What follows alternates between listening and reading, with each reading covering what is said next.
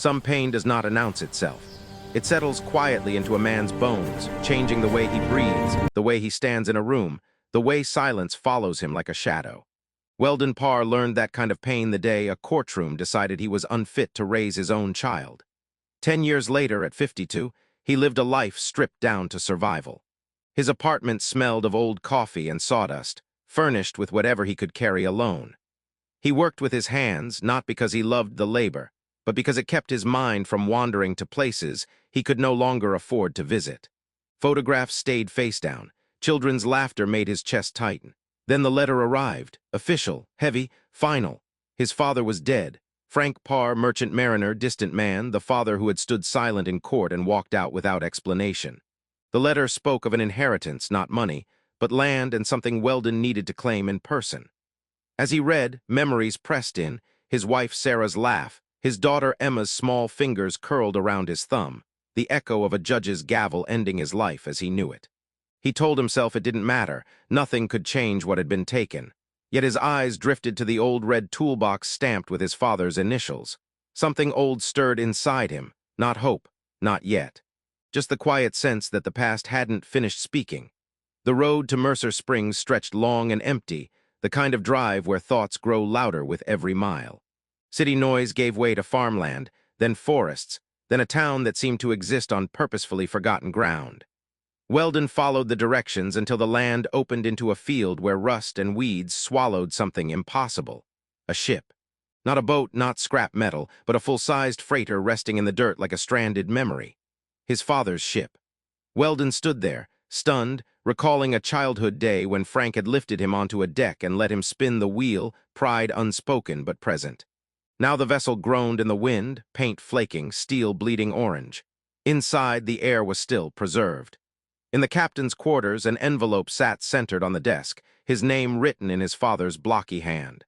Inside was a key and a note, an apology, a promise, the truth is here. Weldon's hands shook as he read it. This wasn't abandonment, it was preparation. He searched through drawers, tested locks, and finally uncovered a leather-bound logbook hidden where only someone who knew the ship would look. It wasn't a maritime record. It was a confession. Names, dates, warnings, Margaret and Harold Finch, Emma's grandparents, the people who had taken everything from him. Weldon sat down hard, breath shallow, realizing his father had been fighting quietly for a decade, waiting for the moment his son would be strong enough to finish what he started. The deeper Weldon read, the darker the truth became. His father's handwriting grew sharper, more urgent, chronicling phone calls from Margaret Finch, questions that sounded harmless but weren't. Notes about Sarah calling late at night, frightened, whispering that her mother was showing up uninvited with doctors, insisting something was wrong. Frank had urged her to document everything.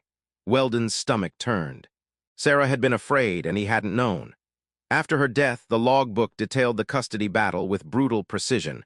Witnesses paid, testimony shaped, a judge whose neutrality was only performance. Financial records were hidden behind false panels. Photographs tucked into places no stranger would ever search showed Margaret Finch seated closely with the very judge who ruled against Weldon. Familiar smiles, private meetings. The realization struck hard and clean. This wasn't misfortune. It was theft, calculated, deliberate. His father had known and had been gathering proof piece by piece, waiting. As dawn filtered through the portholes, Weldon felt something unfamiliar rise inside him. Not rage, purpose. He wasn't just a man who had lost his daughter. He was a man holding the truth, and the truth had weight. For 10 years he had survived by shrinking his world. Now that world was expanding, whether he was ready or not. The ship wasn't a grave. It was an archive, and it was asking something of him. Mercer Springs revealed its secrets slowly.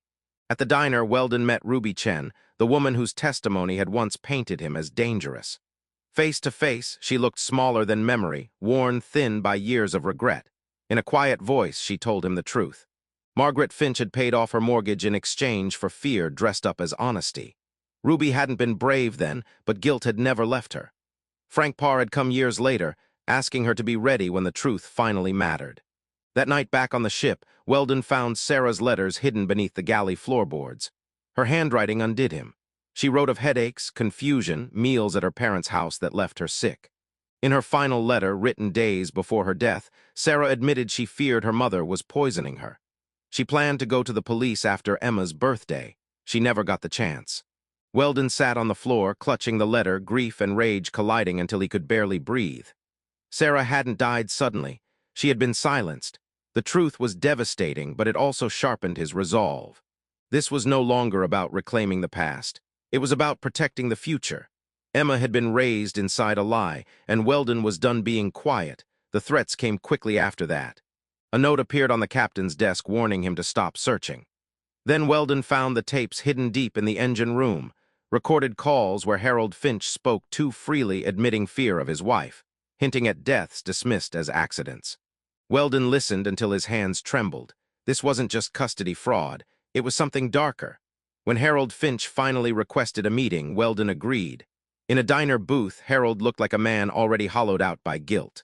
He confessed what he had suspected for years, that Margaret had poisoned Sarah, that he had stayed silent to protect himself. He slid over an envelope of emails and bank records and said he was dying. Weldon felt no relief. Only clarity. Confession didn't erase the past, but it completed the picture. With his lawyer, Weldon set everything in motion. Evidence was duplicated. Authorities were notified. Emma would be protected while investigations moved forward. The machine that had crushed Weldon a decade earlier was finally being forced to turn inward. Slowly, reluctantly, but inevitably. For the first time since the courtroom doors closed behind him, Weldon felt something shift, not victory. Not yet, but momentum. Days passed in a blur of statements, calls, and sleepless nights. Weldon returned often to the ship, not to hide, but to remember. Frank Parr had spent his final years building something his son could use, not with speeches or apologies, but with patience and resolve. Standing on the deck at dusk, Weldon imagined Emma at 16, shaped by stories told without him, believing a version of him crafted by others. The thought hurt, but it no longer paralyzed him. The road ahead would be long. There would be hearings, headlines, pain reopened. But there would also be truth spoken aloud at last. Weldon wasn't the man who had walked out of court broken and defeated. He had been that man, yes, but survival had only been the beginning. Action was the next chapter. As he locked the ship and turned toward town, he felt his father's presence not as absence, but as guidance. Some men fight loudly and lose. Others fight quietly and leave a map. When the arrest finally came, it was swift and unceremonious. No flashing lights for the cameras, no dramatic speeches, no public sympathy. Just doors opening and closing on a lie that had been protected for far too long. Emma was removed from the Finch home the same day, escorted quietly, shielded from the chaos unfolding behind her. Weldon wasn't allowed to see her yet.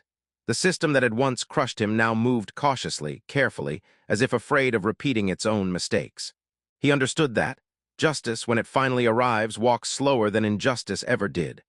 Weldon waited, not pacing, not pleading, but standing still, grounded in something new. For 10 years he had waited in despair, powerless and unheard.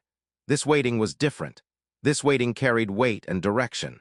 At night, he imagined Emma's face, older now, shaped by years without him, by stories written by others.